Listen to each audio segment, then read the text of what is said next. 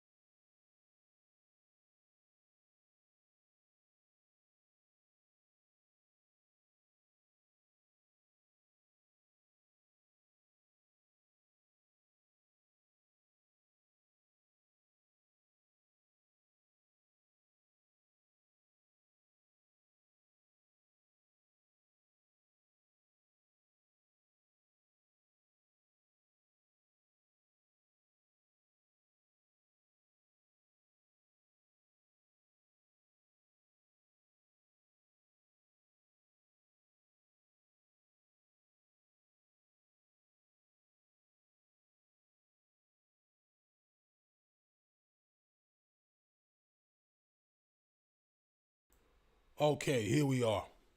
Don't mind if I eat for a couple minutes during this live. I think the volume might be slightly low.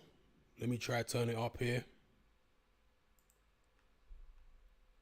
And boost it by maybe like 10 dB. See what difference that makes. Did it boost it much? No, not really. Let's try 20.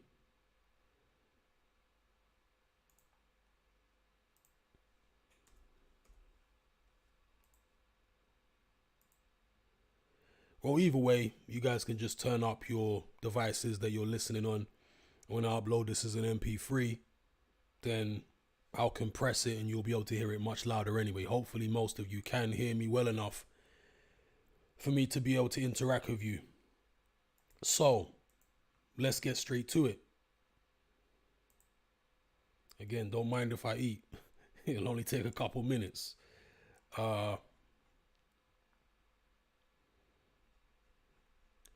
Combing his headpiece. It's about timing. Alexander Randall.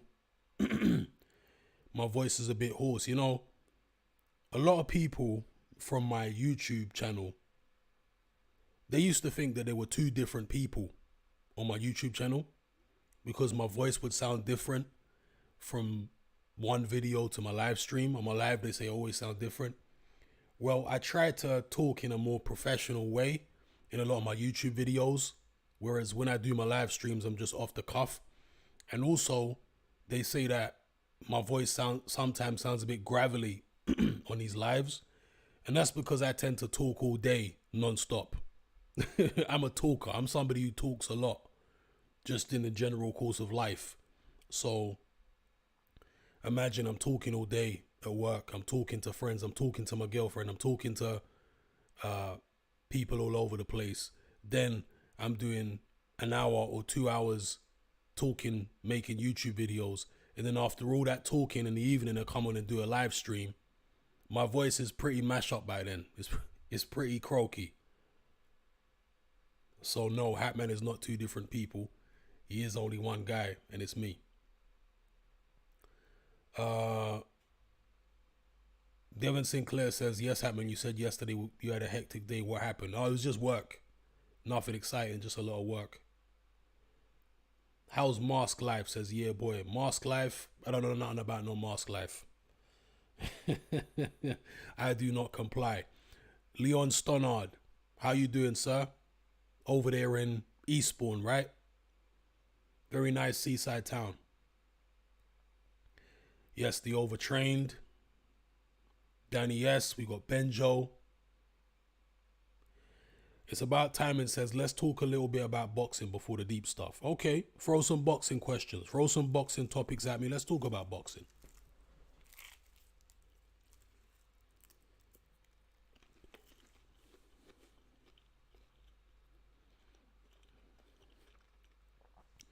Okay, Leon says he's mask exempt.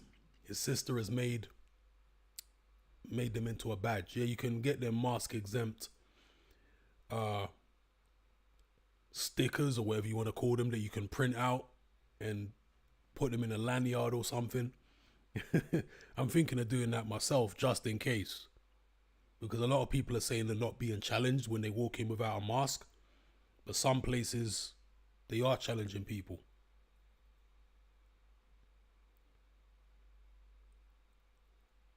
Okay, Devin Sinclair says he went to CX earlier today to trade in some old games, and they made me wipe each game with a wet tissue with wet tissue paper, and told me next time I need to come back with a mask.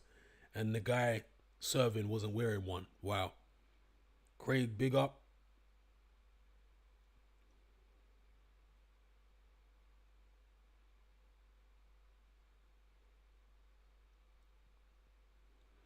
The Overtrain says, did some pads in a little spa today. Confirmation I'm washed up.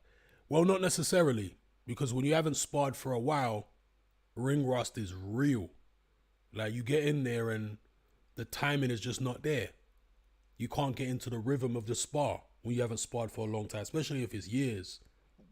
The rhythm is just not there. But if you stick at it, the rhythm will come back. I mean, I don't know how old you are, but even if you're 35, 40 and you start sparring again, you do get better. Yeah, you're not going to be the same as when you were young, but you continue sparring, some level of timing and what have you, and just ring IQ will come back to you. We got Craig in the house, we got Gennady, we got High Noon, we got Alchemy. Craig says, Hatman, when are you dropping some new bars? I really enjoyed the new world. I don't know, man. I mean, whenever the bars come to me is when they'll be dropping. But right now, no bars are coming to me. I got a lot on with work. I got a lot on with, doing Patreon, doing YouTube. So whenever the bars come to see now, because I only do music very sporadically, just as a little hobby, I don't really try and force any kind of lyrics out. When I get inspired to write something, that's when I write something. Otherwise, I don't write anything, because I just don't have the time to sit down and, force myself to write. But big up, Craig, and I'm glad you enjoyed the new world. I'd like to write more like that, to be honest with you. I would like to write something else like that.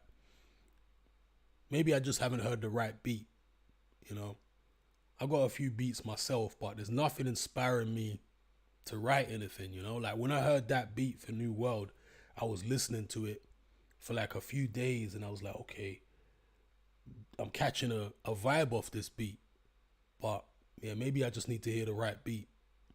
Then I can catch a vibe and it will inspire me to write something.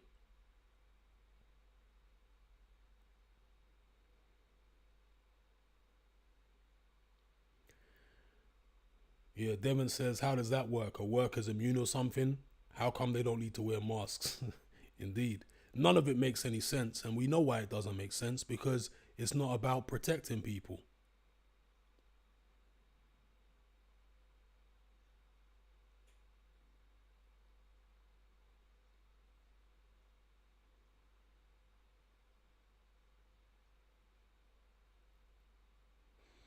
Benjo says, I nearly got assaulted by a dude because I walked up to the till and forgot I should have been 2 meters away.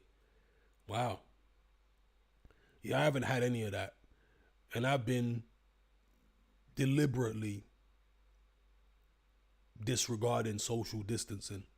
So in queues, in shops and stuff like that, I'm not standing no 2 meters apart. I'm standing right behind people like a weirdo. I mean, I've been doing that and nobody said anything to me so far. A couple people turned around and looked at the side of their eye at me, but they didn't say anything. A couple of them like looked at me and then they moved further forward.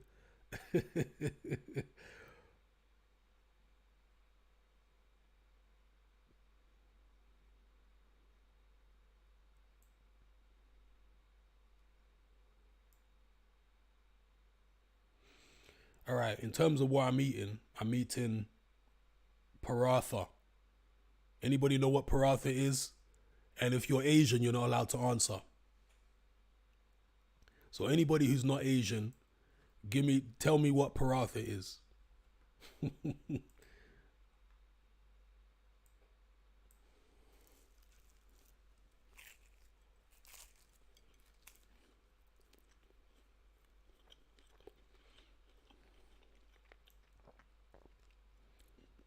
Fed T says, Hatman, I've seen a lot of far right people on your Patreon criticizing you for praising Islam. Well, when you are somebody who doesn't run with the crowd, run with any crowd, people are always going to criticize you. So yeah, I've had people criticizing me, attacking me, canceling their memberships because I've defended Islam. I don't really praise Islam. I defend it because it gets attacked so much that it actually needs defending, because they don't really present a fair, a fair view of the religion and the culture. So I defend it. But at the same time, there are black people who attack me because they say I'm not being, I'm not down with the Black Lives Matter and the cause, and you're a coconut and you're a sellout and you're a self-hater. So, I get it from all sides, man. That's what happens when you don't run with the crowd. You have to be prepared for everybody to attack you. You understand? And from my YouTube channel, I'm used to it anyway, because I'm never afraid to criticize any fighter. So people are sub to my channel. Everything's going along okay. They think they understand me. They think, okay, Hatman likes this fighter and he doesn't like that one. We'll go along with that. Then all of a sudden, the fighter who they thought I was a fanboy of, I start criticizing him. And shock horror, oh my God, Hatman, you snake. Like, I made a video the other day talking about Anthony Joshua, how I don't see him as any kind of hero. He's just a sportsman to me who provides entertainment. And in the comments, they were like, oh, okay, so you're one of those sneaky people who hates Joshua on the sly.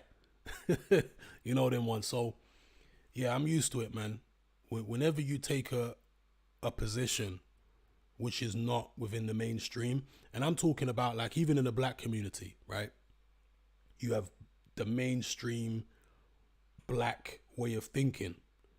I don't go along with it most of the time. And the same way in general society in the West, I don't go along with that way of thinking. I don't go along with the whole left-right paradigm. So you got people on the left, you got people on the right. I'm not with any of them. I'm not with any of those camps. So because I'm not with any of those camps and I criticize all of those camps, then naturally all of them are going to have a go at me. That's just the way it goes. Whenever you're a divergent individual, you're always going to have people coming at you.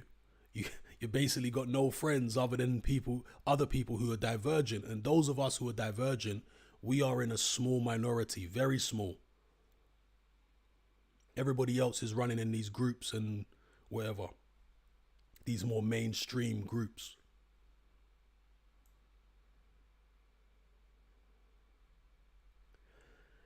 Tommy Tanswell says the cantankerous old man voice. That's what it is.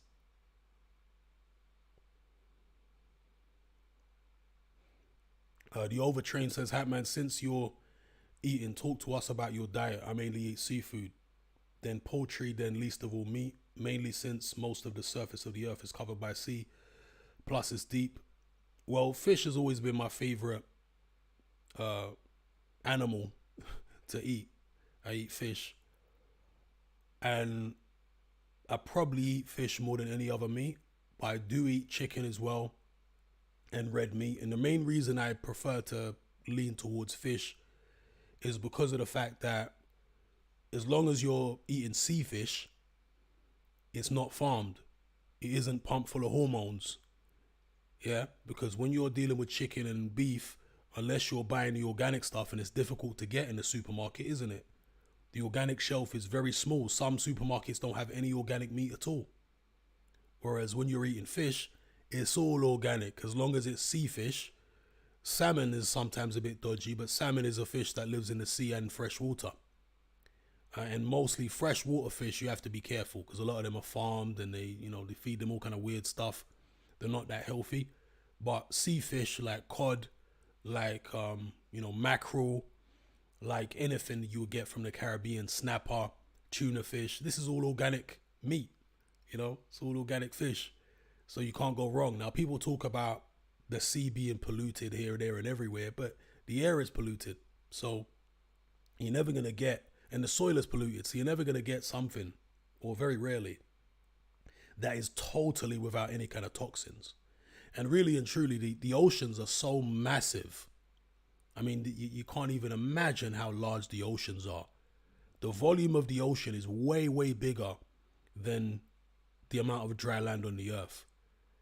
So really and truly, when they talk about pollution, in the shallow parts of the sea, yeah, maybe. But in the deep ocean, it's not that polluted, to be honest with you. The biggest issue for aquatic life is, certain things can harm the aquatic environment, like oil, oil spills and stuff like that, because it blocks the sunlight, and that has a knock-on effect for the rest of the ecosystem.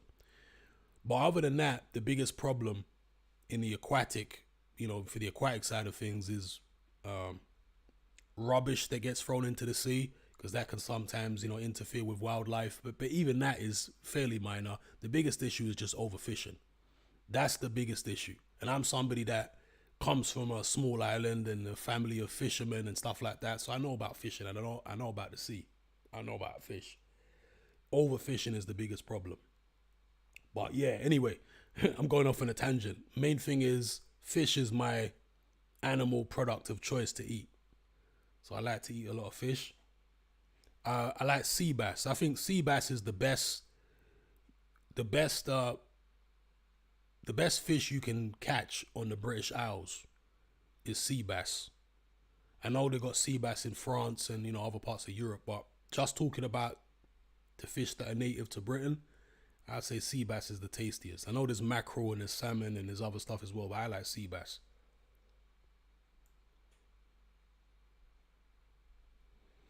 The Troll Network says, Hatman, did you see a recent Eddie Hearn interview on IFL where Tony Bellew started bitching about salad? Yeah, he got a wrap from wherever it was, some chicken shop, and it had salad in it, and Tony Bellew was kicking off.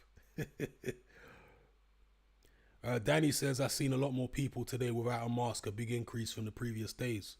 That's promising. Foul says, big up Hatman, I'm sure you've heard of the term nature always prevails over man. Do you think the deep state control over our civilization will eventually collapse? In what way do you mean? Like a comet hitting the earth, or what? A global flood? In what way? I mean, I guess eventually there could be a cataclysm which wasn't manufactured by the deep state that could wipe the slate clean. But then if it takes down the deep state, it's also going to take us down, right?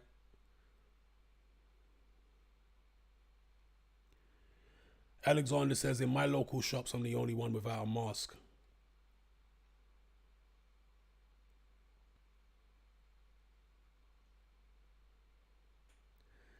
Leon Stoddard swearing by the badge, the exemption badge. I'm definitely going to print one of those exemption badges out, I'm definitely going to print one of those out. Just in case.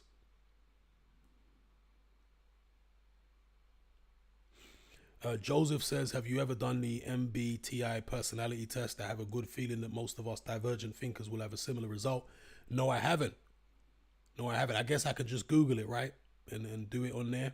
Maybe we'll try. Maybe I'll post it and we'll all try to do it and see if we get similar results. That's a good idea, actually.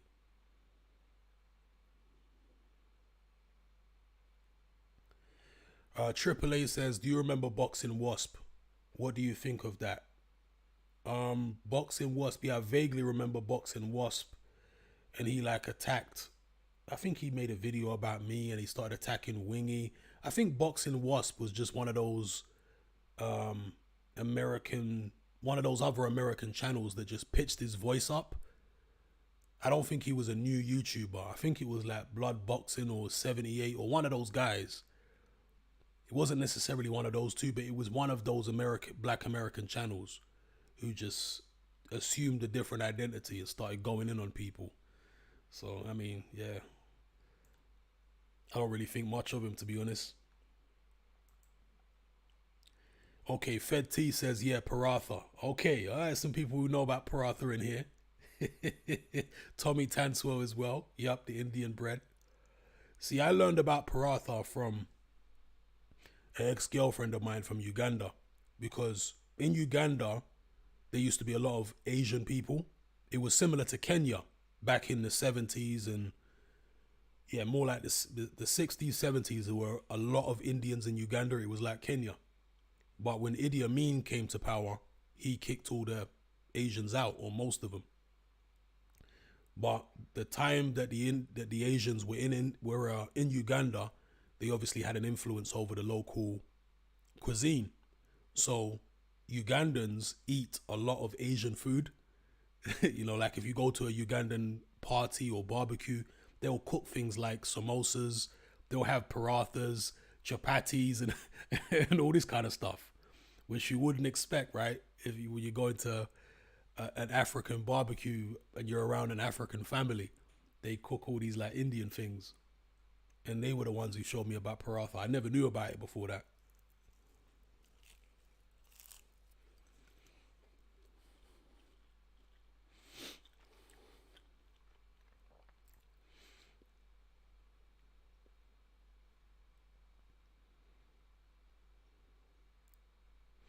Faust says paratha roti is the bomb. I used to like roti, and I'm talking about the Trinidadian roti. So roti is bread, but what they call roti in Trinidad is bread, the roti where they fill it, they put something in it, like some kind of stew or curry or whatever in it, and then they turn it into a wrap. And it used to be a really good place in Herne Hill, which is an area just next to Brixton in South London. In Herne Hill, along the main road in Herne Hill, uh, opposite Brockwell Park, just underneath or just next to the railway.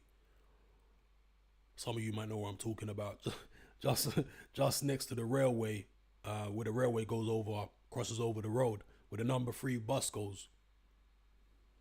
Is it number 3 or number 2 bus? I forget now.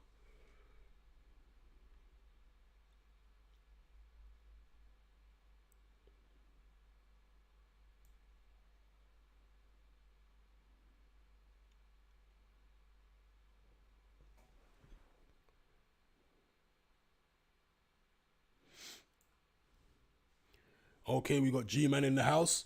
In fact, I want to talk about a couple of things to do with Ireland, actually. One sec.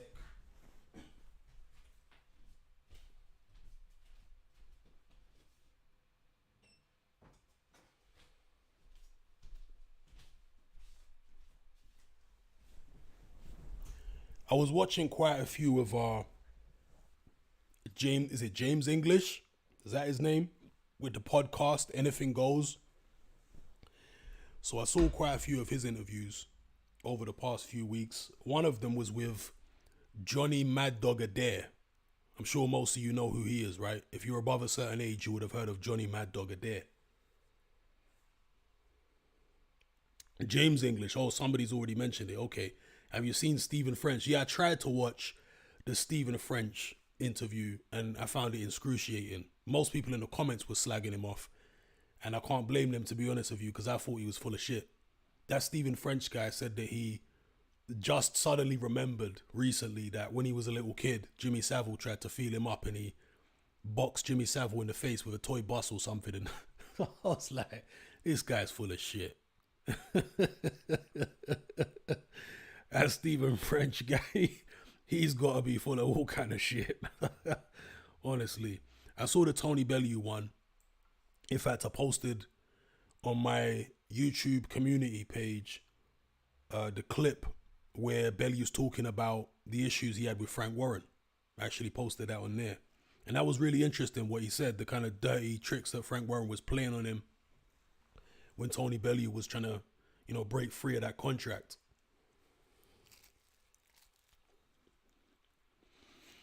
Fed T says, do you eat pork? Well, I actually do occasionally eat pork. I try not to make a habit of it because pork is an unhealthy meat. The fact that they have to cure pork before you can eat it, it tells you a lot. Right? They cure bacon and they cure ham and all that kind of business before it's actually safe to eat.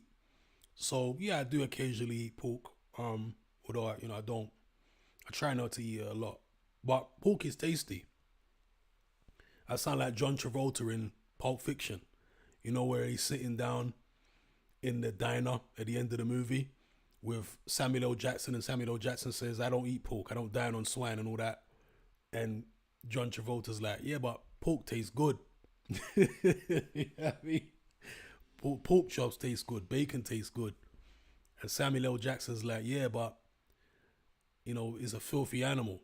He said, "Sewer rat might taste like pumpkin pie, but I ain't gonna eat the motherfucker."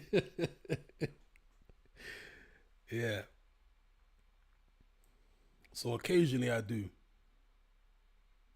but I don't really buy uh, pork and bring it into my house. Whenever I eat pork, it's usually outside. So there's a baguette that I like to get from Pret. You know Pret, the sandwich, the French sandwich shop. They've got a baguette. I think it's like chicken and bacon baguette. That baguette is banging. You know what I mean? I do like the chicken and bacon baguette. There was a guy on Facebook who got banned from Facebook loads of times because he was somebody that just had no filter, and he used to just like say loads of offensive things all the time. It was his thing. It was his form of humor, was just trying to offend everybody.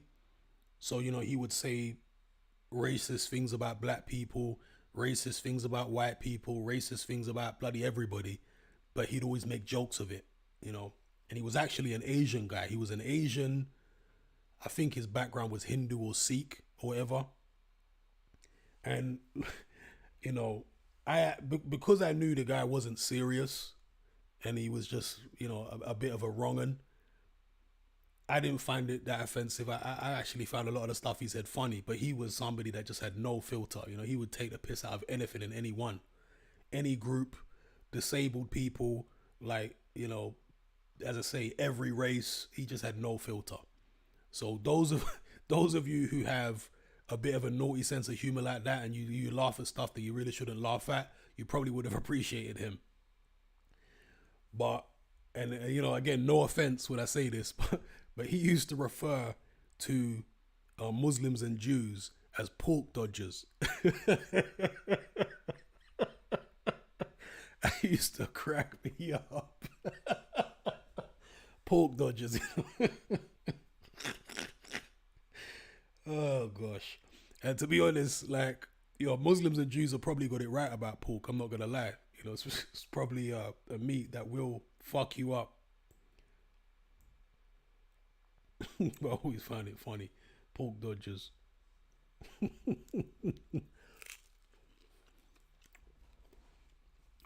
The overtrain said having a bacon dread to bumbuckle. Yeah. You know, my friend mom, a Jamaican family, she used to make jerk pork, and she also used to make stew pork. That's the only thing I can describe it as. I don't know the Jamaican. I'm not Jamaican. I don't know the Jamaican term for that dish. But she used to make, like, the same way you make stewed chicken. She would do pork like that, and it was banging. That stewed pork. My friend's mom used to make.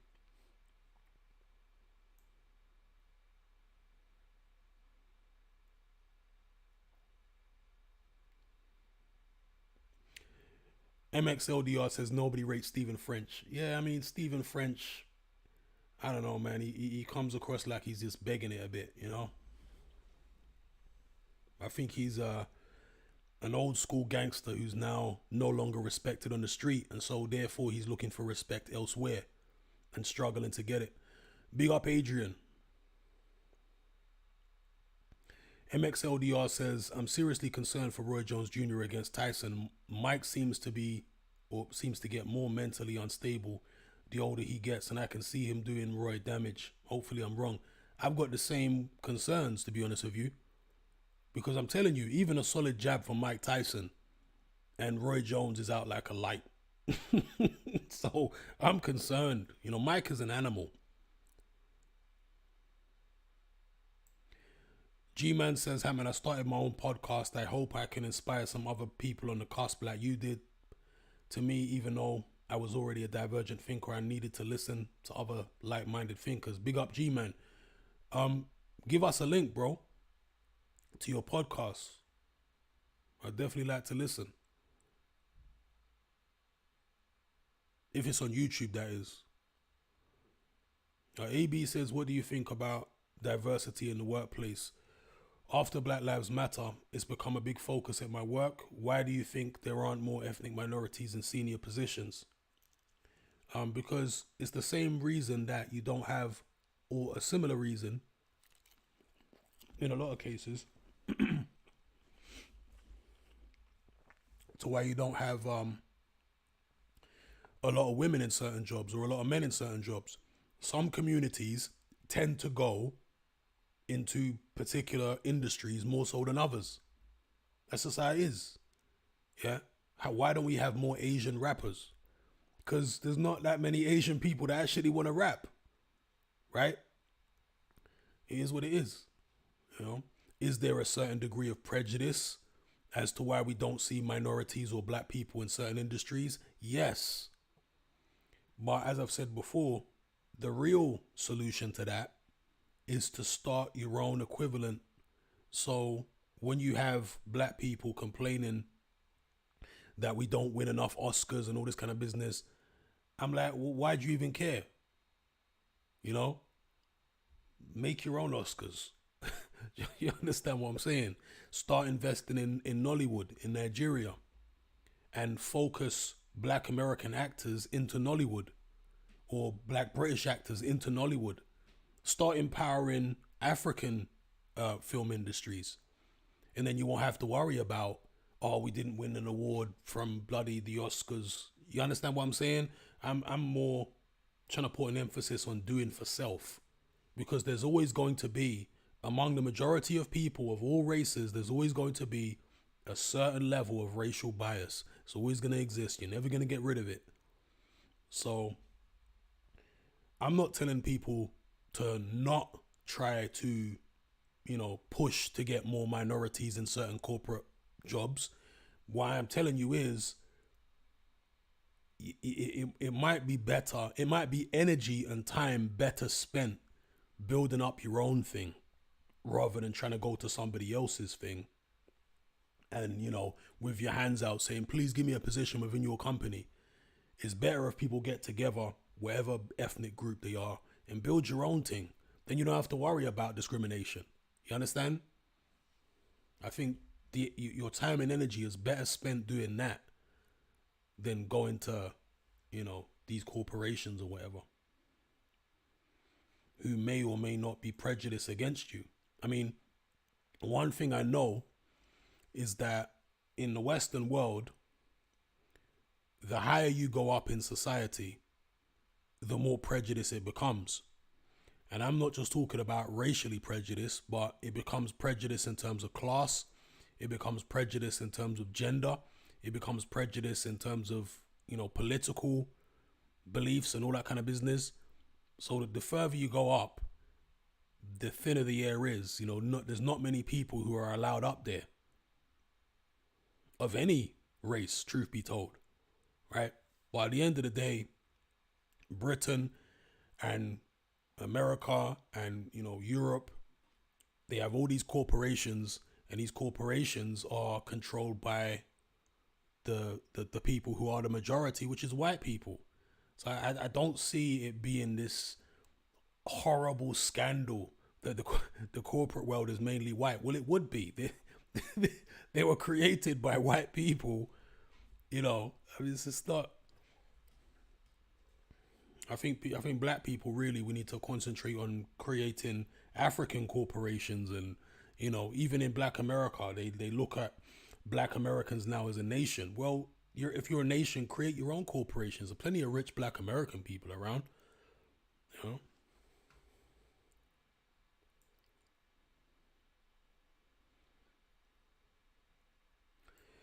Okay, Devin says, also, do you think the fact that we are always distracted by our phones and TV with non-stop entertainment, we are not using our imagination as much as we used to? Definitely. Because when I was a kid, you had to use your imagination. And today, with all the CGI, with all the entertainment, with all the video games, it takes that away from you. It's like a muscle, right? If you don't train your muscles, and by the way, during lockdown, my muscles have atrophied because I haven't been able to hit a bag, hit the pads, and to be honest, I can train outside and go to the park and all that, but I don't feel as motivated to just do general fitness as I do to do boxing training. So my muscles have definitely atrophied, and it's the same with your imagination. If you don't use it, if you're not forced to use your imagination, it will become weaker. And I think that's definitely what's happening with human beings. People's imaginations are not as vivid as they used to be because the media is doing their imagination for them.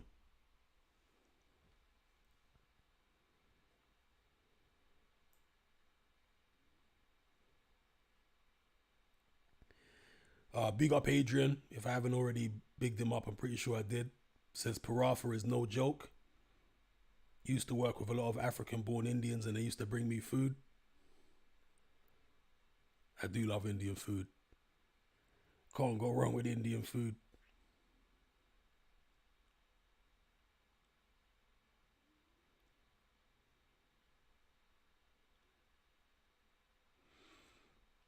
Marvelous says, you are right about Uganda. I'm Ugandan heritage. And for all them Indian foods were native to Uganda. Wow. See, there you go. There you go.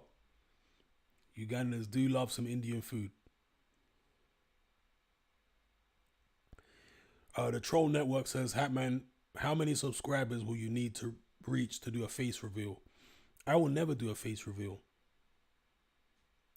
When you become a publicly recognizable figure, there's never been a time in history when you'd be more vulnerable than there is now. I mean, I don't see, other than making more money, if I did a face reveal and went, just the whole way on YouTube, my face everywhere, my channel would probably double in size in a pretty short amount of time, because I think the YouTube algorithm and the people who run YouTube, they prefer people to have their face on camera, and people can relate to you more easily if they see you. But in this day and age, public figures are so closely scrutinized, it's just not worth the extra money, to be honest with you. It's not worth it, at least not for me. Not only are you going to get people who feel like they own you, because that's what you get a lot of the time with, being on YouTube or being any kind of public figure. When people see you, they act like you owe them your time. You owe them a selfie. You owe them a conversation. You know what I mean? This is how people start behaving towards you now. On top of that, the one of the main reasons why I didn't want to appear on camera is because I had certain incidents early on in my YouTube, I don't want to say career, but early on when I first started doing YouTube, I had certain incidents with females who they felt a certain way. They were jilted lovers or whatever you want to call them. And they started turning up in the comment section of my videos and talking all kind of shit. Now, this was, I want to say 8 years ago, 9 years ago. Imagine how much worse it is now when you've been, dealing with a female and then all of a sudden you break up or whatever and they are straight on Instagram and they're straight on YouTube and on Twitter and they're trying to expose you and say things about you and, fuck up your reputation. And then you got people crawling out of the woodwork who used to know you years ago and they're saying, oh, he's a terrible person. You know what I mean? Like, it's just a whole heap of fuckery comes with being a public figure. And on top of that, then you got to worry about the powers that be. Because if you've got opinions like me, the kind of opinions I've expressed here on Patreon, once you reveal your face and you become a lot more popular and people are more intrigued to go onto your Patreon and find out what you're saying, then all of that gets splashed all over the internet and, oh my God, let's put pressure on Patreon, let's do this, you understand what I'm telling you? It's not worth the extra hassle. So yeah, the face reveal will never happen. It is not worth all the extra hassle.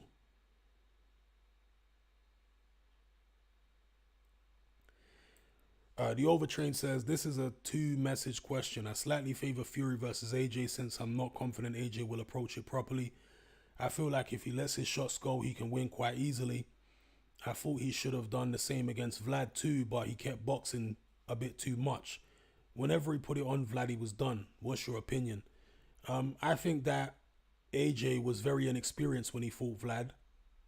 And I think AJ rated Vlad a lot higher than he rates Fury. I know Fury beat Vlad, but I just don't think AJ really believes Fury. That's the impression I get. He doesn't really, and he said it recently, right, in an interview. He said, nah, I don't really see what people are intimidated about with Fury. I think there was a lot more fear in AJ's heart about Vlad than there was about Fury. Also because of Vlad's experience.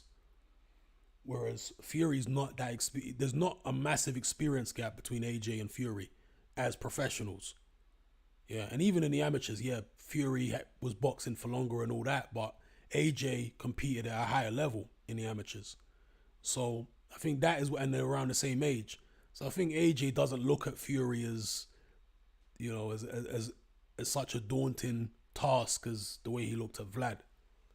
So personally, I don't think he's gonna give Fury as much respect as he gave Vlad, because he gave Vlad a hell of a lot of respect. That was a big fight at Wembley and all the pressure was on. It was his 18th or 19th fight. So when he goes in against Fury, nah, I don't think he'll be so tentative. Maybe I'm wrong, but that's just my my view on it.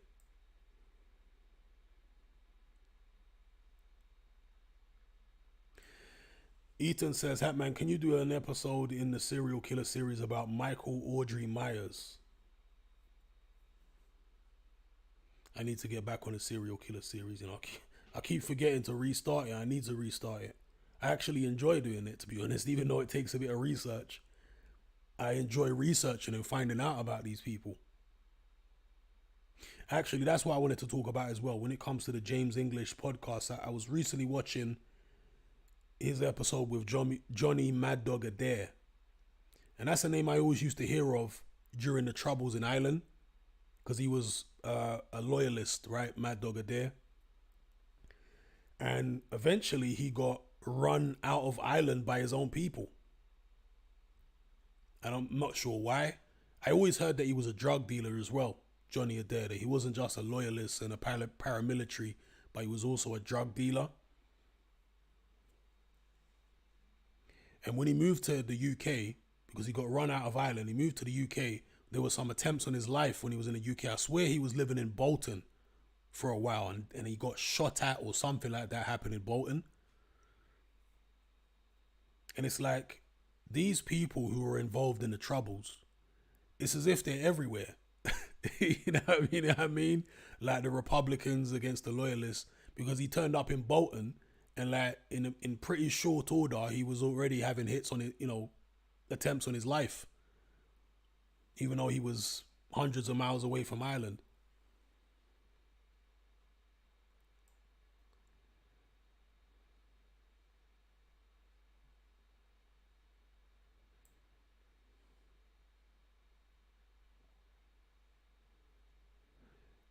Purple Aki.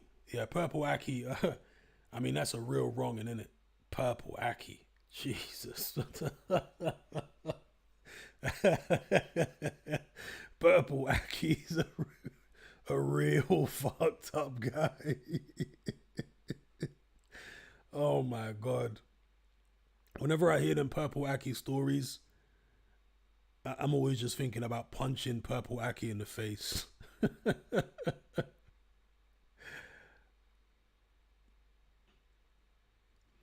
The overtrained says, "Who's that guy you said called man pork dodgers? His name is oh god, what's his name? What is his flipping name? Anand. Anand. So ANAND. So and then and the word and ANAND. Anand Vaid. The Indian surname Vaid. VAID. Anand Vaid. I don't know if he's still on Facebook. He used to be on there, but he got banned so many times he basically gave up. But his whole thing was just to say the most offensive the most offensive shit to everybody.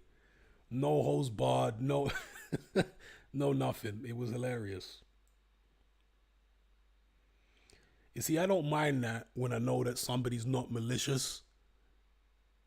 Whereas with most people, I had to, I had to really study that guy and the stuff he was saying before I realized that he wasn't being malicious.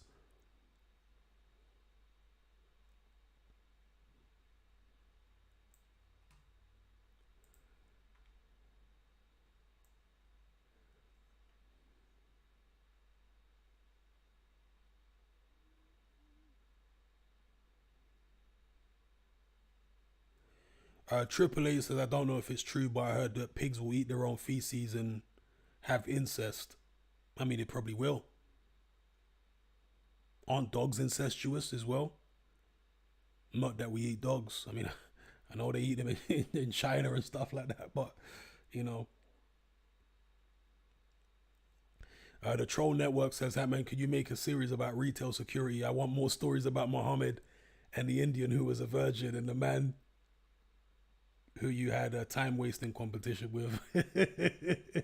Yeah, the guy that I had a time wasting competition with, he was a white South African guy from Durban, and he was hilarious. Me and him were around the same age. I think he was about 2 3 years younger than me, but we had the most we had the most amount of banter. With the South African guy, there was me in there. There was the white South African guy, the Indian guy, a Ghanaian guy, and a Nigerian guy, and we all worked in one of those luxury retail stores in Knightsbridge. We had way too many way too many jokes in there. Oh my god! Sometimes I'll be in the shower or something. You know when random thoughts come to you, random memories just come to you, and you just bust up laughing. I'll be on my own somewhere. I'll just crack up laughing thinking about some of them memories. Ridiculous characters.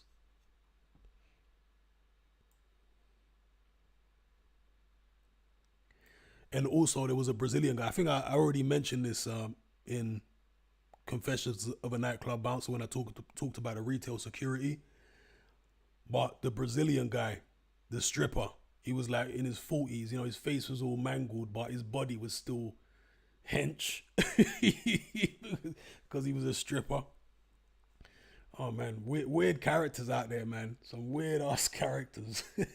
You wouldn't believe that in a job as menial and mundane as retail security, you'd meet so many weird and wonderful characters.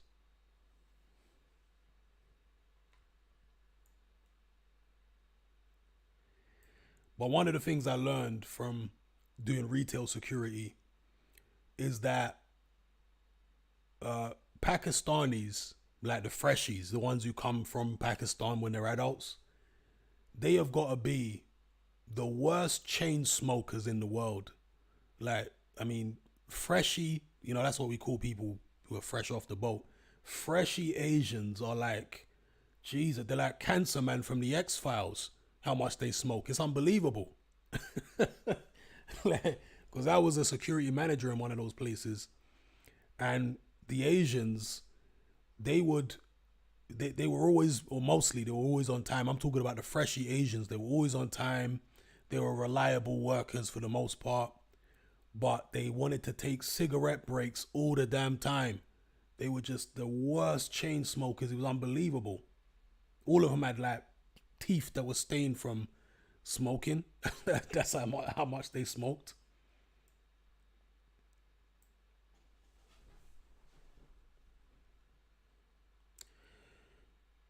Fed T said Harrods only employ 10 out of 10 girls. Yeah, generally speaking, in those retail outlets, they're looking for girls who are attractive. You don't find many girls who are straight up ugly working in those places. They they do have a bar in terms of attractiveness. Not all of the girls in there are going to be pretty, but they have to be of a certain. They have to be presentable. You know.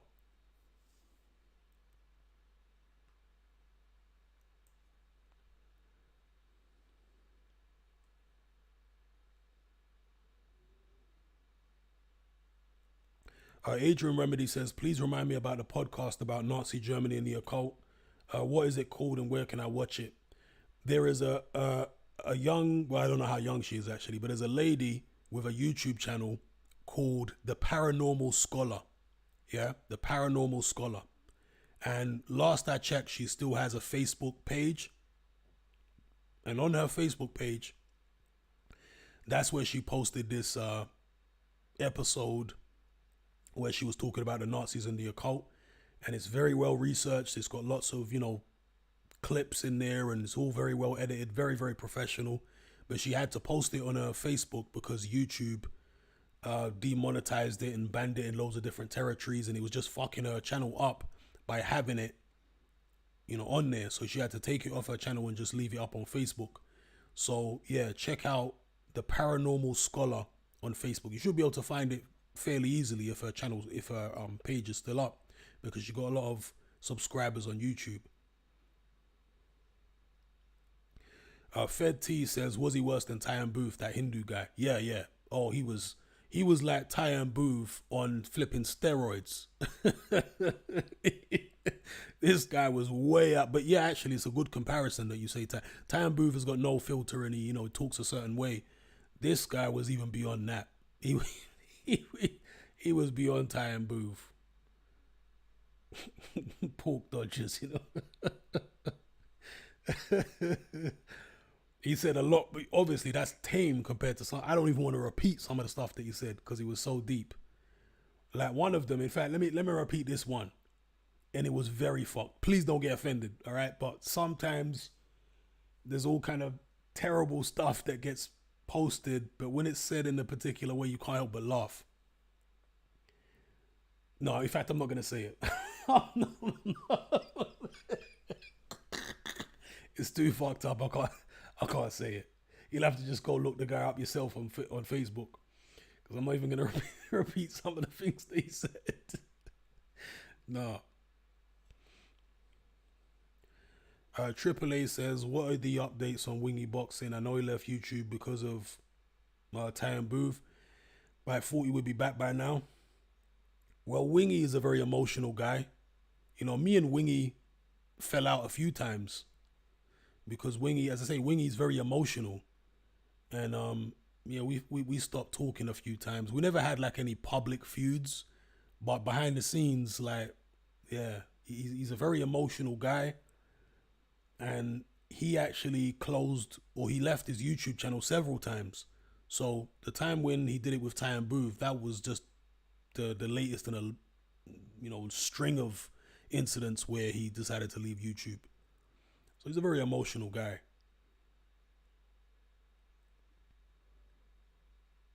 I haven't heard of anything, of him since. I think some of the Tyan Booth supporters were insulting Wingy's family and his girl, or his wife or missus or whatever, and that was a step too far for him, and he decided to leave YouTube for good.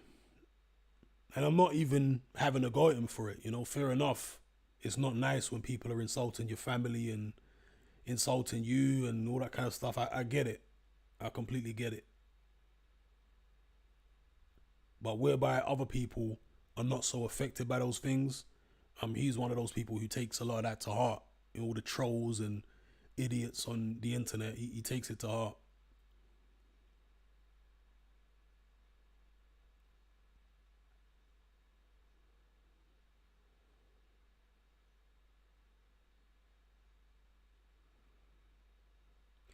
The Troll Network says, jilted lovers. Hatman, I didn't know you were a player. I mean, I had a stalker a couple years ago. An actual legit stalker. And I don't want to say too much because that stalker was so sneaky and so resourceful that she actually turned up on Patreon. When I first started my Patreon, she turned up on Patreon. And obviously, when I realized who it was, block straight. But I had a stalker, and this stalking was going on for over a year. Maybe even close to 2 years. I was being stalked by this female. And, it was a very, it was a very dodgy situation.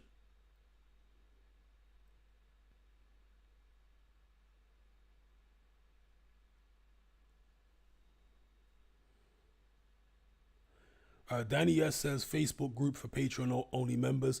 Yeah, I had considered it because obviously you can start your own threads and there's more participation and stuff like that in a Facebook. But the problem is there's so much censorship now with Facebook.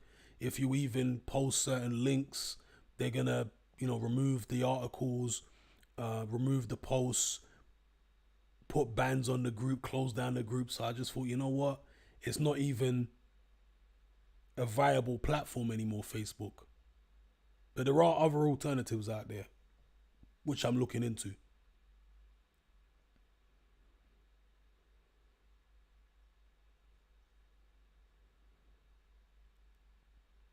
The Troll Network says Freshies be chain smoking gold leaf. Jamie Wilson says, Hatman, who do you like in the Charlo versus Derevyanchenko fight? It's a good fight. That's a good fight. I'll have to meditate on that one. I'm not sure who I've got in that fight. This is Jamal, right? The middleweight against Derevyanchenko, not Jamel. I'll have to think about that one. Leon says, my brother hated retail security. He preferred site or lockups and open up with call outs. He worked for Chubb Security. It depends where you work in retail security. There's a lot of things I hated about retail security. Just standing on your feet all day, the scrutiny from managers and all that kind of stuff is not ideal. But when you work site security or lockups, you're usually working on your own. And if you're somebody, and there's a lot of night work as well. So if you're somebody who's an insomniac or whatever, or just doesn't have any issue with messing with your sleep, with work messing with your sleep pattern, maybe you're somebody who studies, so when you're doing site work you can study and all that kind of business, or just go on the internet all night, then maybe it's cool. But me personally, I had a lot more fun when I was a bouncer. But for me, the most fun was when I was a bouncer, even though I didn't like all the trouble and all that business. Even though I got into a lot of fights, I never wanted to. I was never one of these people who was a career bouncer, who went there relishing the fighting. And I was like, I want to get paid and go home without having to fight and get involved in them kind of situations, because people come back. People wait for you after. Groups of boys, you might have thrown them out one week, and then the next week they're going to come back with weapons. And you know what I mean? Like, I didn't need any of that nonsense. I was just trying to earn a crust. I'm not trying to have to deal with all that bullshit. So after a while, it just made me so aggressive. Like in my day-to-day life, I just started getting way more aggressive because there was usually trouble, particularly on the weekends. And when people are threatening your life, some people can brush that off. They hear people threaten, yeah, whatever, mate, when they're threatening your life. But I come from an environment where when people threaten your life, you take it seriously, because people do get killed. It was not a rare occurrence for people to get killed where I grew up. So when I'm a bouncer now and people are threatening my life and stuff like, threatening my life like Derek Chisora. But when people are doing that, the red mist would descend. I'd feel very threatened. You know, they're threatening my life. I'd be like, oh my God, what's he gonna do? This, that, and the other. And I would go crazy on people. I became one of the most violent bouncers in some of the places I worked. Not because I wanted to be violent, but because I felt threatened. You know, you never know. Somebody's gonna walk up behind you and hit you, or glass you with a bottle, or stab you. You know what I mean? So having that sense of danger all the time, it just turned me into a really aggressive, horrible person, and I don't like being that kind of person. So there was that element of being a bouncer, but the good times of being a bouncer were also very, very good. Like, usually working during weekdays, you don't get as much trouble. And that's when I first started working as a bouncer. Actually, no, not the first. The second company I worked for as a bouncer. I took the job with them only working weekdays, Mondays to Friday. I wouldn't work weekends. In fact, it might have even been Monday to Thursday, 4 nights a week. I forget now, but I definitely wasn't working Saturday, Sundays. And that was cool because you very rarely got any trouble most of the places I was working during the weekdays. And it was just pure banter with the other bouncers. You stood there, you're getting paid more than anybody else in the building, apart from maybe the manager. And sometimes you're getting paid more than the manager. So yeah, there were great times and a lot of banter as a bouncer. And back then, we used to get paid good money for the time. So I would say being a bouncer was the most fun. Then retail security. And the reason that retail security wasn't as much fun is because you don't get as much respect doing retail security as you used to do being a bouncer, especially if you're working in like a nice establishment and your company, your security company's got a good relationship with the management. Because the company, well, both companies, but certainly the second company I worked for, they had a very close relationship with with the managers of most of the venues. You know, very, very close relationship. Like, the boss of the company, he was almost like a friend. You know, he would go out with some of the managers and stuff like that, you know, for a drink and all that kind of business. So yeah, there was a lot of fun when I was a bouncer. And retail security, there was fun times there as well.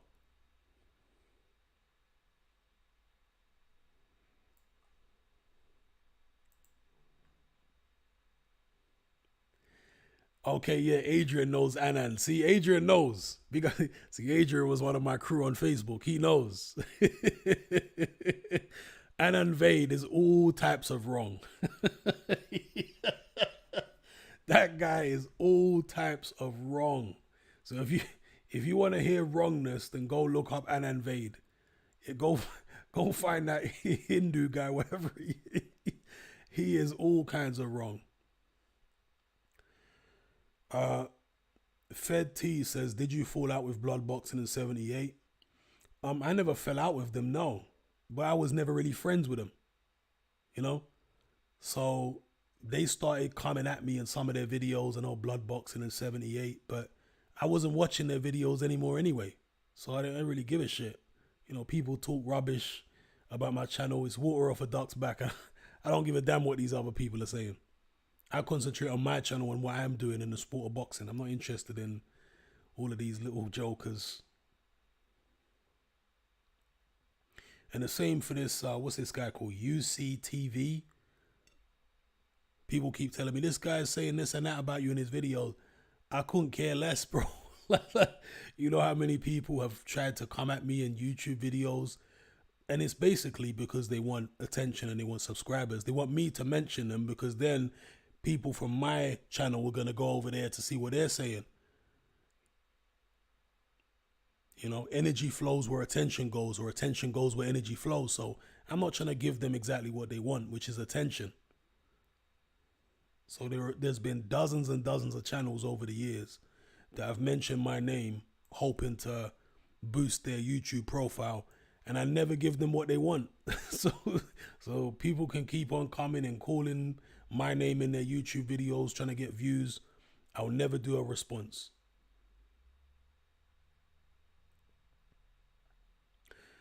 Cash says, do Discord.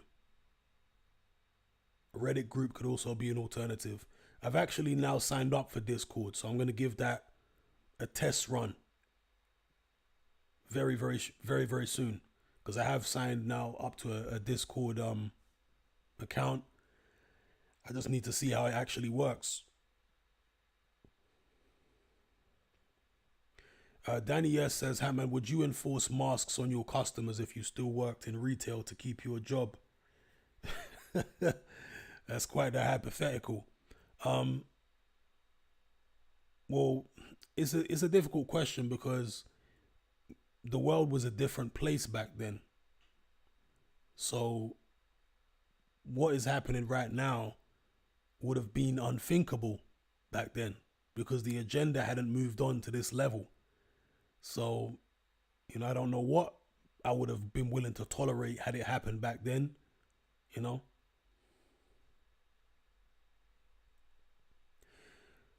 E-Man says, Hatman, have you got any tips on how to suss out a promiscuous woman? Tips on how to suss out a promiscuous woman. Well, if they're overconfident with you, that's one way to suss out a promiscuous woman. If they're overconfident with you. Look, not all promiscuous women are the same, but some of them, you just get them talking and they'll reveal certain clues which let you know they're promiscuous. I mean, most women these days are promiscuous, right? So when they're talking about, splitting up, like for example, there was one girl who I remember talking to, and she said that she lived abroad for a while. I think it was, if I can't remember where it was, Far East or something somewhere. And basically, throughout the course of conversation, I deduced that she split up with her boyfriend in the UK. A couple weeks later, she moved to the Far East, and then she had another boyfriend within a month. Now, that doesn't necessarily mean she's promiscuous. There was a whole heap of other things this girl said, which made me know beyond any shadow of a doubt that she was a hoe. But that was one of the telltale signs. Like, if a girl can move on that quickly, that means she's comfortable. Like, females are more emotional, generally speaking, than males, right? So if a female is able to move on very quickly, that's usually not a good sign. But overall, when it comes to a promiscuous woman, I mean, there's another one, for example. I remember meeting this girl from Birmingham, and again, she gave herself away. I mean, she looked like a hoe, for one. She just, her expressions and her body language, I could tell she was a hoe anyway. But, we got talking about Birmingham because I used to go up to Birmingham or whatever. And she said she prefers it in London because in Birmingham, there's nothing to do. And for two, in London, she can go anywhere and nobody knows her. I mean, that's a big red flag right there. Why don't you want people to know you? That means you got skeletons in your closet. That means when you go back to Birmingham, everybody knows you for the wrong reasons. You see, nobody is worried about everyone in their city knowing them unless they're known for the wrong reasons. You see it? So that's another example of a telltale sign that the girl's a hoe. But more than anything, I get it from their general body language and the way they interact with you. Like if they're overly confident with you, and they're actually, if a girl is physically attracted to you, but she's very confident, 9 times out of 10 it's because she's a hoe.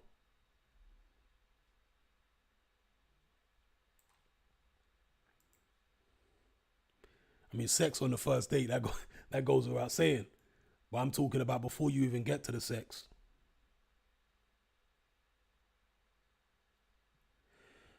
Fed T says, have you done security at a boxing show? No, I never did security at a boxing show. I never did do that. Ethan says, Hatman, who are you picking for the fights this week? I'm picking Cheeseman over Eggington. And the other fights, I forget which ones they are now. There's what's that guy called? Fabio Wardley against Simon Vallily. I'm gonna say Fabio Wardley wins. I know he's totally untested and unproven, and actually Vallily is more of a known quantity than Wardley. But just I'm only picking Wardley because he's big and he's a natural heavyweight more than Vallily, and he must have trained and sparred and whatever with Dylan White, and Dylan White don't play in sparring. So if Dylan White is willing to sign the guy, then he must have something about him. So I'm gonna say Fabio Wardley beats Vallily, and Cheeseman beats Eggington, and the other fights you'll have to remind me. Big up Ab TV. Joe says, how are we spelling Anand Vaid? Yeah, exactly how you, well, no, Vaid is V-A-I-D. V-A-I-D. So you spelled his first name right, but the surname is V-A-I-D. Because he had to come back with different accounts, he kept getting banned. He would sometimes alter the spelling of his name. Sometimes he came back under sock accounts, right? So one time he came back with a Jewish name, and he had like a rabbi's face, and like real fucked up shit. Like one time he came back with an account, and it had like a Jewish rabbi with a machine gun, like mowing down Palestinians. Some real fucked up shit like that. And he called himself, I think, Abraham Vaid. Oh, that guy's a wrong un, man. Abraham Vaid, yeah. And it was like a picture of a rabbi mowing down Palestinians with a machine gun. Unbelievable. And that's what I'm talking about, the dark humor that guy tries to come with.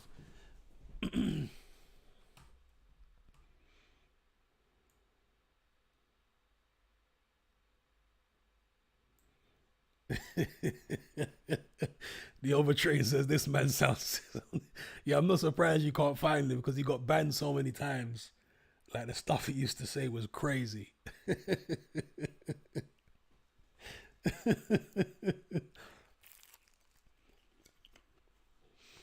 G-Man says, Hatman, what do you think is next for Billy Joe Saunders? I don't know, man. Retirement, maybe? Because Billy Joe, I don't know what's going on in his head, I don't know what's going on with his head, what his ambitions still are. Because how can you really turn down the Canelo fight? That's crazy.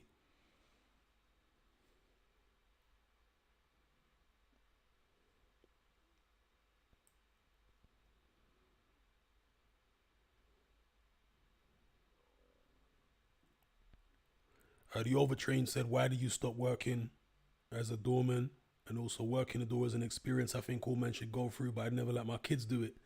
Why did I stop? I stopped because in the end, I got in trouble with the police because I got into some, big fight, and I hurt some guy, and they got the police involved, and at the time it was cash in hand.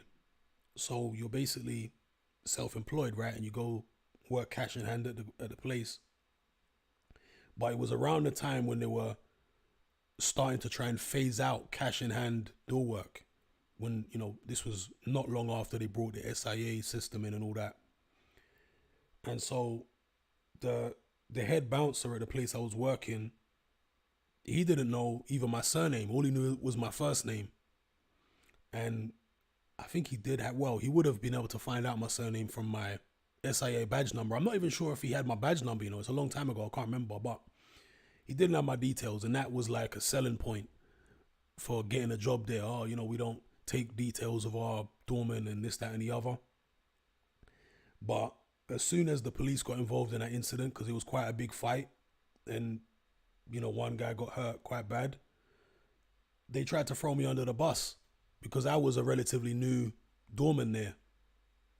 And so, they gave the police my phone number, and the guy who got hurt, his girlfriend at the time, she was screaming at me, "Oh, we're gonna, I think her dad or her brother was some senior policeman with Fulham Police, and this incident happened in the borough of Hammersmith and Fulham. So yeah, the police got involved, and they were calling my phone, and the the bouncers there, the head bouncer, were trying to throw me under the bus, and I was like, you know what, fuck this, I don't need this. I wanted to leave that job anyway, because all the trouble was just turning me into a horrible person, and I'm not a horrible person. It's just making me far too aggressive in my day-to-day life. So I was like, nah, I can't keep doing this. And especially after that big fight and the police are getting involved, I was like, you know what, let me leave this alone. Because obviously, if I would have got any kind of charge, because there was, throughout the time I was a bouncer, there were always people catching cases for assault and sexual assault and all kinds of stuff. There was always bouncers catching cases. And when they brought the SIA system in, if you get convicted of anything, they're going to take your license away, and that means you can't work in any kind of security. So I was like, you know what, fuck that. Yeah, I just started working in retail security, and I was actually working both for a while. I was working as a bouncer in the night and doing retail security in the day. And the retail security just seemed like less hassle. So yeah, I wanted to be able to keep my SIA license. So I said, fuck this.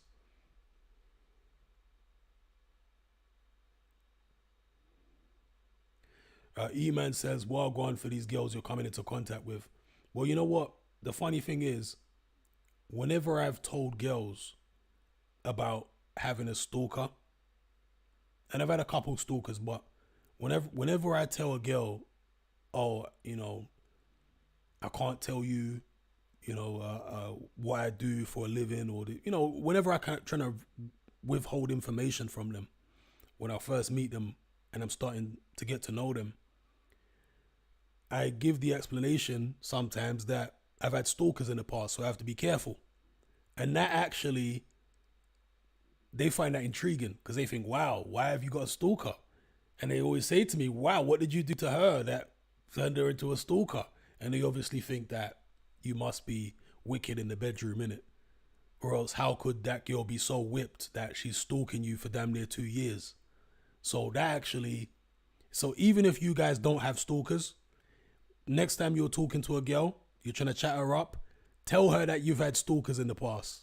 It will actually work for you. I'm telling you, it will work for you.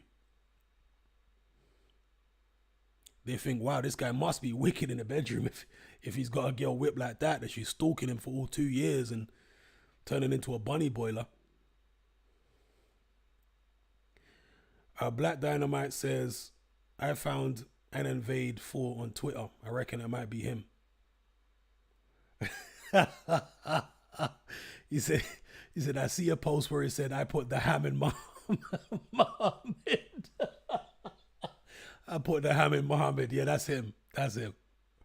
That's definitely him. I put the ham in Muhammad. Oh my gosh. But that's Anand, man. Anand has got no filter at all. He's too much.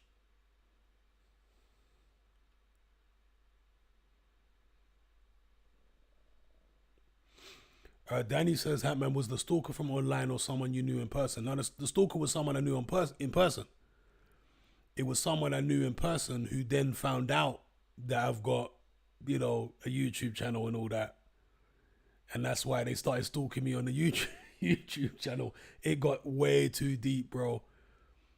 Way too deep.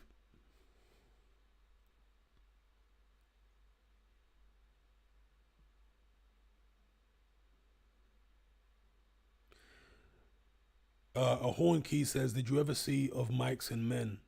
No, I never saw that. What is that? The Troll Network says, just imagine Ty and Booth and an Invade with special guest appearances from Billy Joe and John Fury.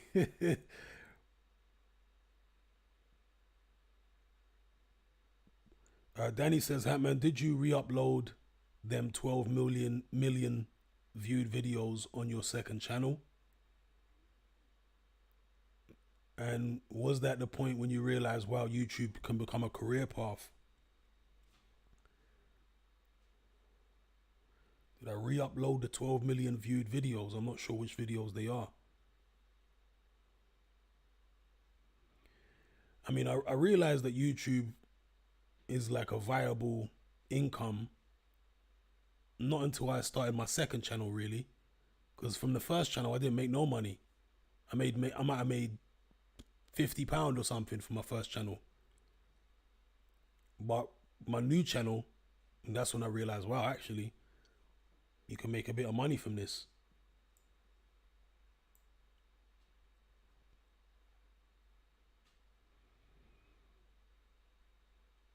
Look at the overtrained. He's catting for an Invades Twitter account. He's catting to see that.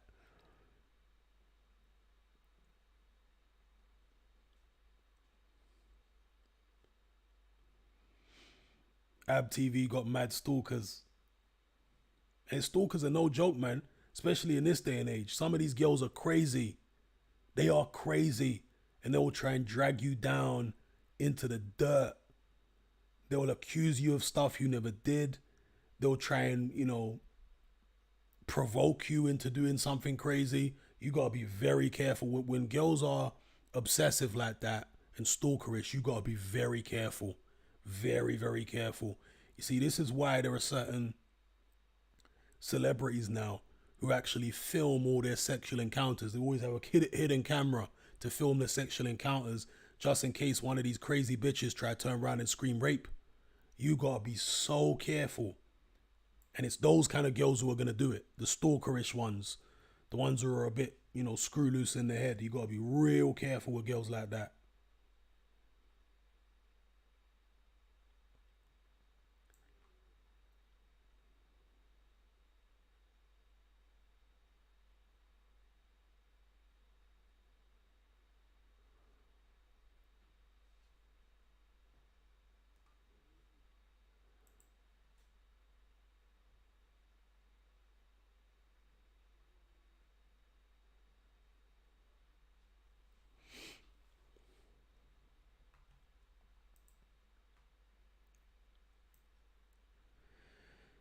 The Troll Network says all female stalkers want is the D, should just satisfy them. Well, no, that's why they become stalkers. And so when you're done with them, they don't want to let go. And they turn into stalkers. And that's what happened. And it wasn't fun. Yeah, I mean, it was not fun at all. Because I try to keep my, YouTube and that away from girls. I don't let them know about none of that.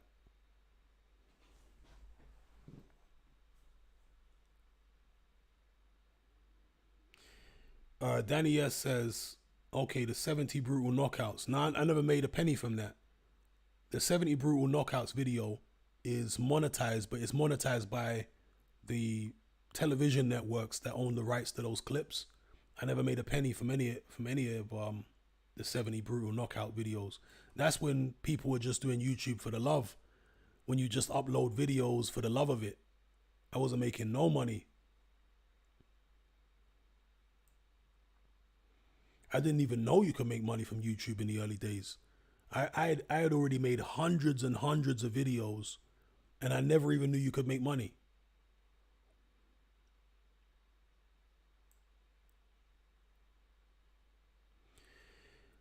Well, the 70 brutal knockouts, I re-uploaded it as one video, but originally I uploaded it in 4 parts because back then there was an upload limit in terms of how long the videos you could upload were.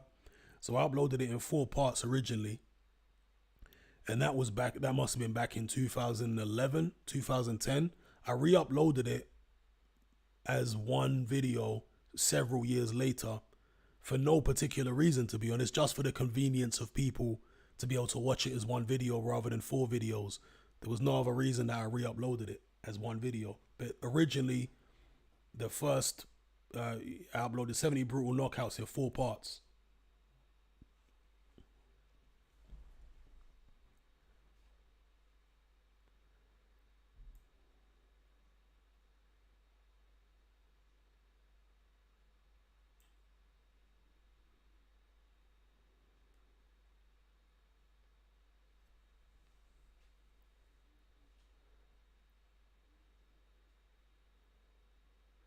But you know, YouTube was it was a different place back then.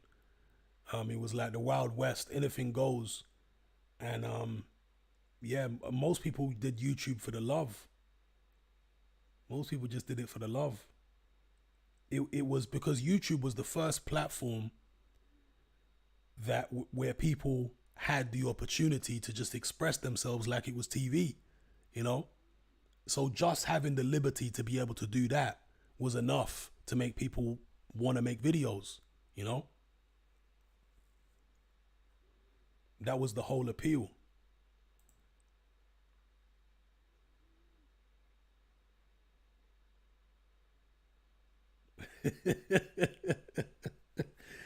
The overtrained already quoting Anand Vade.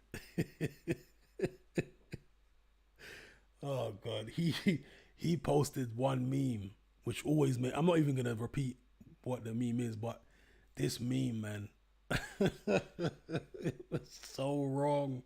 I can't even repeat it. Oh, I can't repeat it.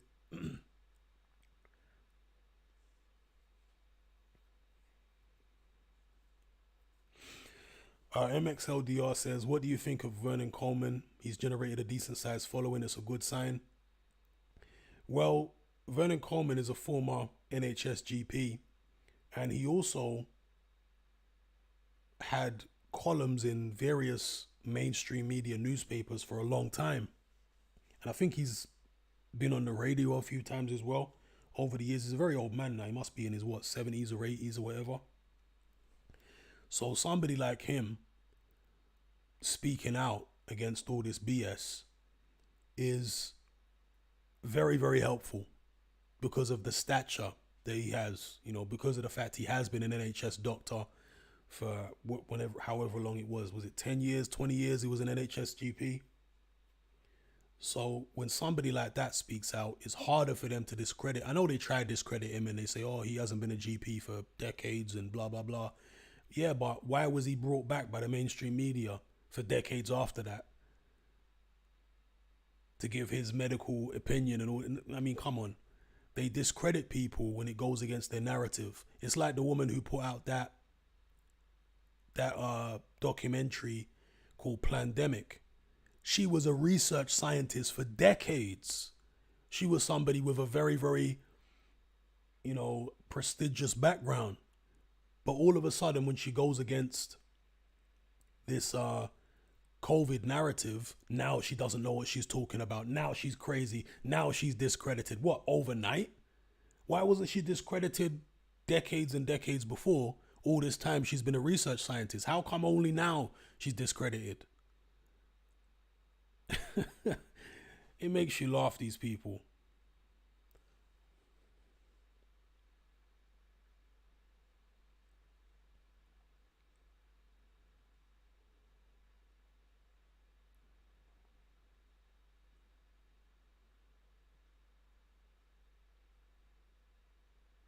But yeah, I do like Vernon Coleman.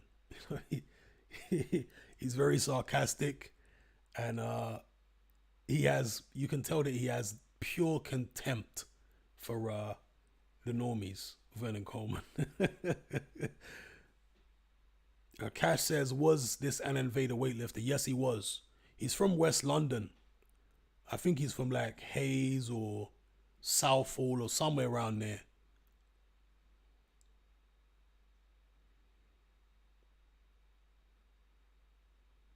Anand Vade. He used to get. There was a couple of Asian boys I always used to chat to on Facebook.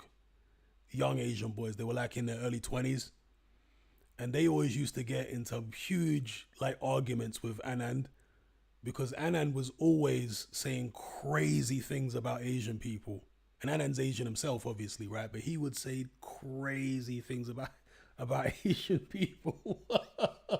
And they would take offense and they would start calling him a coon and all this kind of business, saying that he's like, they used to be a sketch in Goodness Gracious Me, you know, the Asian comedy show. And one of the sketches had this couple, this family, who were basically like Asian sellouts. You know, there are certain Asians, I think, I don't know, you correct me if I'm wrong if you're from the Asian community, but there are a certain number of particularly Indians who basically try and distance themselves from their own native culture and try and even think of themselves as being white. And I think some of them even have like European names through like Indian slavery and stuff like that. And they don't like associating with their actual, Indian culture. And so they used to post clips of, from that show and say, that's you, and you're one of them coons. But really and truly, Anand went at everybody. He would say crazy things about black people, Asian people, white people, Jews, everybody. He didn't give a shit. he didn't give a shit.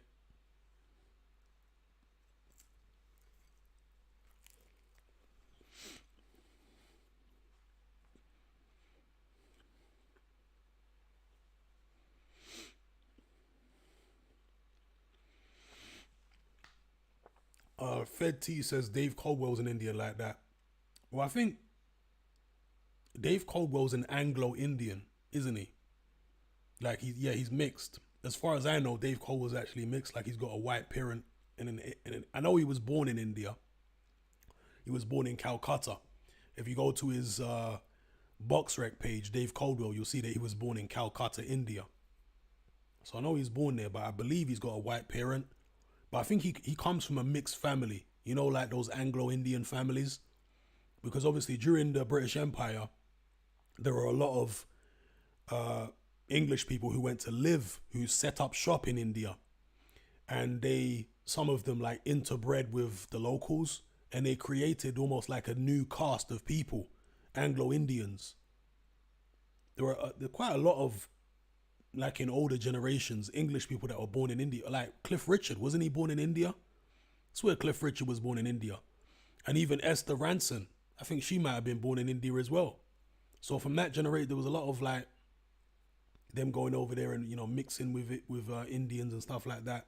So I think Dave Caldwell comes from like a mixed Indian English family, hence the surname Caldwell.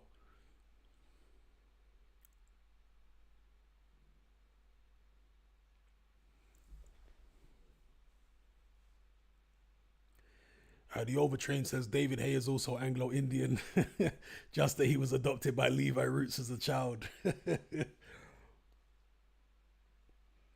David Hay's dad looks a bit like Levi Roots, to be fair. He looks a bit like him.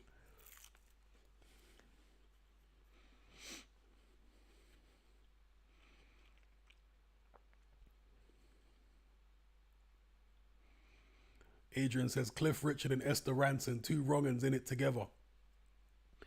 I remember one of the things that, you probably remember this as well, Adrian, but it's one of the things that me and and my Facebook crew used to laugh about was an interview with a guy called Steve Murray. Okay, Steve Murray. I don't know if you'll be able to still find the video on YouTube. Maybe it's been removed. But there's an Irish guy, an Irish radio presenter called Richie Allen. Some of you might know him. And he interviewed this guy called Steve Murray. And Steve Murray was some scouser, some chubby scouser who had been doing research into Cliff Richard and Jill Dando for years and years and years. Well, he'd been doing research into the Jill Dando murder for years. And this scouser, Steve Murray, started saying that, or insinuating that Cliff Richard was the hitman who shot Jill Dando. Oh my god! But came out of all kind of evidence, you know, linking Cliff Richard to the to the Jill Dando murder. It was crazy. If you could find that video of Steve Murray on the Richie Allen show talking about the Jill Dando murder, and Richie Allen had to stop him a couple times because obviously he didn't want Steve Murray saying anything that could be libelous and come back to him because he gave Steve Murray the platform.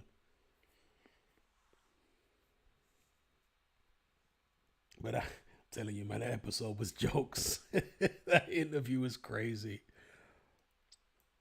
Cliff Richard killed Joe Dando, you know.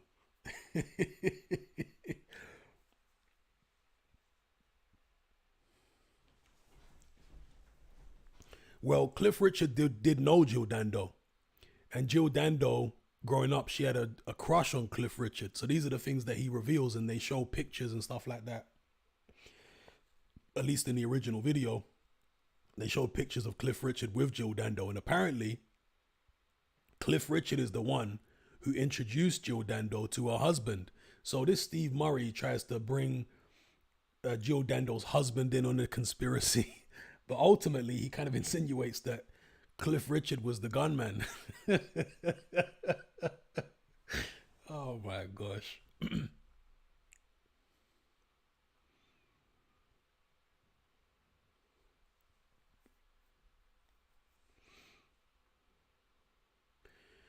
Cash says the Asian side tends to dominate the white side. My family all half and half, and no one looks white. Okay. Are you Anglo Indian, Cash? I'm assuming.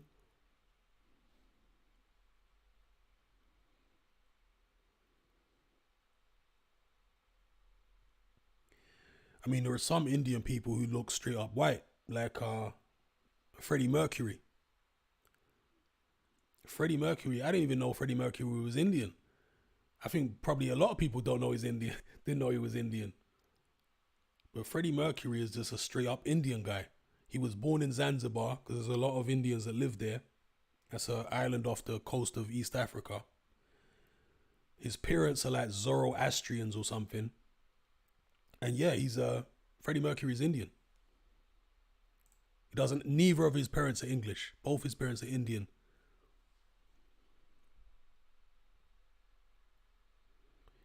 And he kind of hid his Indian. He never denied being Indian, but he didn't, you know, he didn't publicize the fact that he was Indian.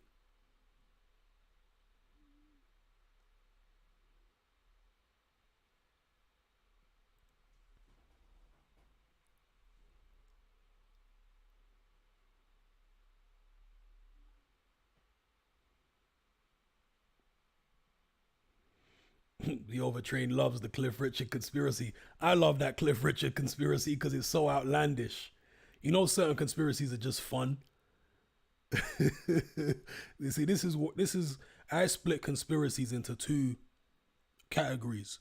There are the actual feasible, serious conspiracies, and then there's the outlandish stuff, some of which might be true, but the reason I actually watch those kind of videos is because it's entertaining. They call it conspiratainment. I would even say that flat Earth is conspiratainment. I don't believe the whole flat Earth thing, but I would sometimes watch their videos because it's entertaining. And the same goes with that Cliff Richard killed Jill Dando situation because Cliff Richard is a very dodgy character, very dodgy. So I I don't struggle to believe that he could have been involved in all kinds of nefarious things.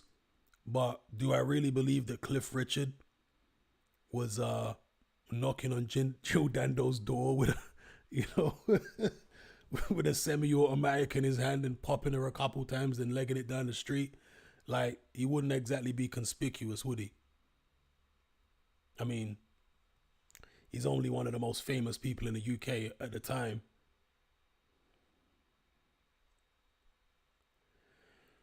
Danny S says, how big was Freddie in the 80s? Well, Queen were household names in the UK throughout the 80s and 90s. Obviously, Queen's success went down the drain after Freddie Mercury died, but Queen were massive in the UK and throughout a lot of the world. They never really got big in America until Wayne's World came out. They had a few songs in America, but they never really reached the popularity that they have now in America until after Wayne's World.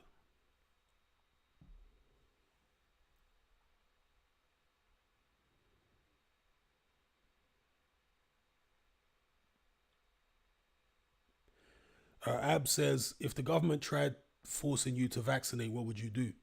Well, they ain't vaccinating me. It ain't happening. So I'm not taking no vaccines of any kind. Not just a COVID vaccine. I'm not taking any kind of vaccine.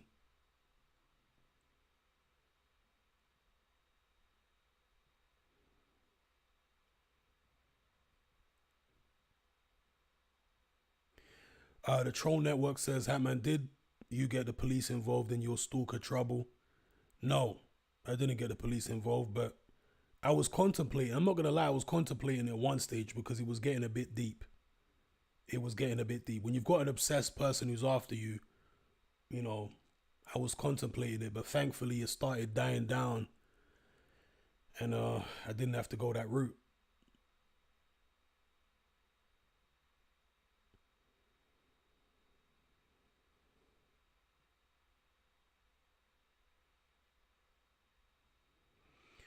Ab TV says, what if they gave you an ultimatum which will affect you from living? They won't let you go supermarkets, gyms, and all that. Um, I'm not taking a vaccine, bro. That's all I know. I will find a way around it and live my way around it. Not going into supermarkets. I go to the market then. You know what I mean? I got a car. I can drive to the market. You know, gyms. I mean, I'll make my own gym.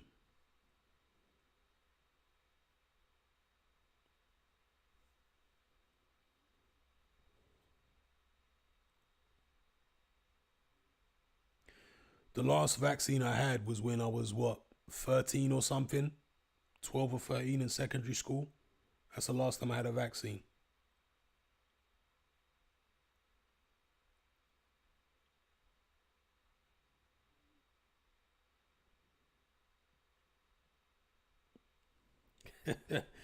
Fed T coming with the hypotheticals. What if you had to choose between life in prison or take the vaccine? You see, I'm not even gonna I'm not even gonna entertain them kind of scenarios because I do think there might be some truth into thinking things and speaking things into existence because you attract that kind of energy into your reality. I know that sounds all new agey and that kind of thing, but I think there is some truth to that concept. So I'm not entertaining none of that. I'm not taking a vaccine, and that's the end of it. It's like when I decided that I was never going to work for anybody else ever again in my life, I jumped off the cliff. I quit my job and I went to go live abroad. I had some savings. I went to go live abroad and I had no idea what I was going to do. I didn't know where I was going to go. Like, you know what I mean? Because I started out doing music, rapping, producing, all that kind of business. And the whole like audio engineer side of it, it was like a hobby. Yeah, because I got through making beats and all that kind of business, I was always trying to get studio time and frustrated not being able to get studio time, or at the time I didn't have money to pay for studio and all this kind of business. So I got all the software and the hardware to be able to have my own little studio set up. And obviously I was working with a lot of other people, rappers and producers and all this kind of business. And within our circle of friends, people quickly realized that I'd learned a lot in terms of audio engineering in a short space of time. How to use these programs, uh, how to, take certain frequencies out and boost this and cut that and use this filter and that EQ and this compressor and maximize. So I basically learned or taught myself audio engineering. And this was going on as like a hobby for years and years and years. And people were coming to me with their music. And I was the guy in the crew who'd be able to mix everything. Sometimes they go separately to a mastering person. But I would mix. Obviously, I started off with my own music. And then, other people started coming to me and all that kind of business. And it just eventually, I didn't think it was going to go anywhere. I wasn't planning on it becoming a job or anything like that. And when I quit my actual job, I jumped off the cliff. I didn't know what I was going to do. But one thing I told myself at the time is I will never in my life work for anybody ever again. Never. And I knew in my heart that I wouldn't. I didn't know what I was going to do. I didn't know how I was going to earn a living long term. I just knew for a fact that I will never work for anybody again. There's never going to be anybody who's going to be my boss. I knew it in my heart. You understand? I told it to myself and I knew it in my heart. And from that day, I've never worked for anybody again. And it wasn't easy for years. Do you understand? Like, I wasn't making money straight away. It was a struggle. But I basically imagined, or I don't want to say I spoke it into reality, although I did say the words out loud. But it was a decision that I made mentally and spiritually. And after that, it wasn't easy, but the circumstances in my life converged to make it possible for me to become self-employed and do my own thing and never have to work for nobody again. I guess maybe none of this exists. Maybe it's all in my head, but it felt as though the universe was facilitating me becoming independent and self-employed. You understand? Opportunities and certain situations and the way everything panned out, it just allowed me to go down that path. So, yeah, when it comes to things like vaccine, I'm not even entertaining it, bro. I'm not having no vaccine. That's not happening. It's not happening. There's no scenario they can put me in where Hatman is taking a vaccine. It's not happening.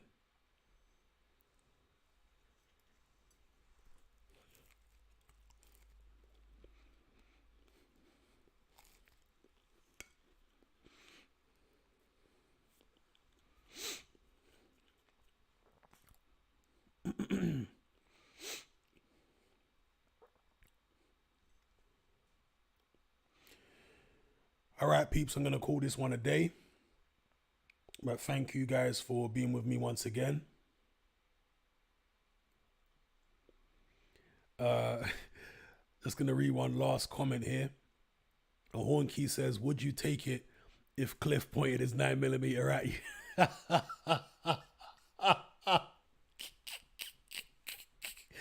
Hey, Cliff's a bad man, Hey, Heathcliff the gunman. He's ruthless with the trigger. All right, yeah, big up everybody. Adrian, Abs, Overtrain, Troll, AAA, Danny, Honky, everybody. MXLDR, Fed T, Cash, Devon, Slevin, Alchemy, AAA. I mentioned AAA already. E-Man 99. G-Man every time. Big up G-Man. Leon, of course. Who else do we have in here? Jay. Jamie. And anybody else I missed. Big up everybody. Until next time.